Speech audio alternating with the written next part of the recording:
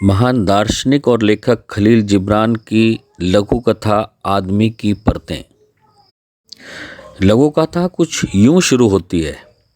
रात के ठीक 12 बजे जब मैं अर्ध निद्रा में लेटा हुआ था, मेरे 7 व्यक्तित्व एक जगह आ बैठे और आपस में बतियाने लगे।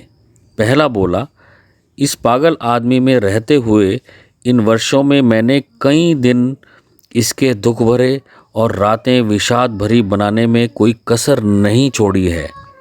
मैं यह सब और ज़्यादा नहीं कर सकता, अब मैं इसे छोड़ रहा हूँ। दूसरे व्यक्तित्व ने कहा, तुम्हारा भाग्य मेरे से कहीं अच्छा है मेरे भाई। मुझे इस पागल की आनंद अनुभूति बनाया गया है। मैं इसकी हंसी में हंसता और खुशी में गाता हूँ। इसके गजब चिंतन में मैं बल्लियों उछलता और नाचता हूँ। इस ऊप से मैं अब बाहर निकलना चाहता हूँ।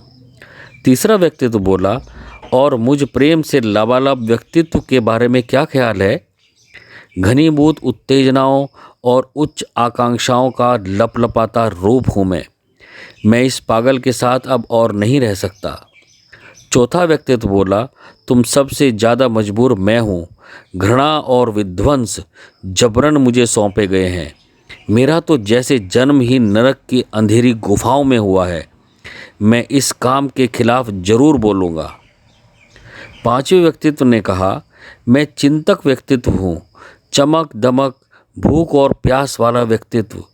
अनजानी चीज़ों और उन चीज़ों की खोज में जिनका अभी कोई अस्तित्व है ही नहीं। दर दर भटकने वाला व्यक्तित्व। तुम क्या खाकर करोगे विद्रोह? मैं तो करूँगा।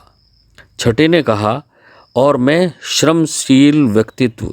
दूरदर्शिता से मैं धैर्यपूर्वक समय को संवारता हूँ।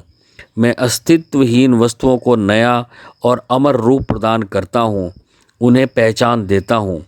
हमेशा बेचैन रहने वाले इस पागल से मुझे विद्रोह करना ही होगा। सातवां बोला, कितने अजरत की बात है कि तुम सब इस आदमी के खिलाफ विद्रोह की बातें कर रहे हो। तुम में से हर एक का काम तय है।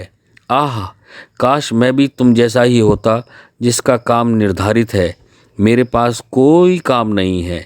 मैं कुछ भी न करने वाला व्यक्तित्व हूँ। जब तुम सब अपने अपने कामों में लगे रहते हो, मैं कुछ भी न करता हुआ पता नहीं कहाँ रहता हूँ। अब बताओ, विद्रोह चाहिए? सातवें व्यक्तित्व से ऐसा सुनकर वे छहों व्यक्तित्व बेचारगी से उसे देखने लगे और कुछ भी न बोल पाए। रात के गहराने के साथ ही वे एक एक करके नए सिरे से काम करने की सोचते हुए खुशी खुशी सोने को चले गए। लेकिन सातवां व्यक्तित्व खालीपन, जो हर वस्तु के पीछे है, को ताकता निहारता वहीं खड़ा रह गया। दोस्तों, आदमी की कितनी परतें होती हैं, ये लघु कथा बखूबी बयान करती है, सोचने को मजबूर करती है।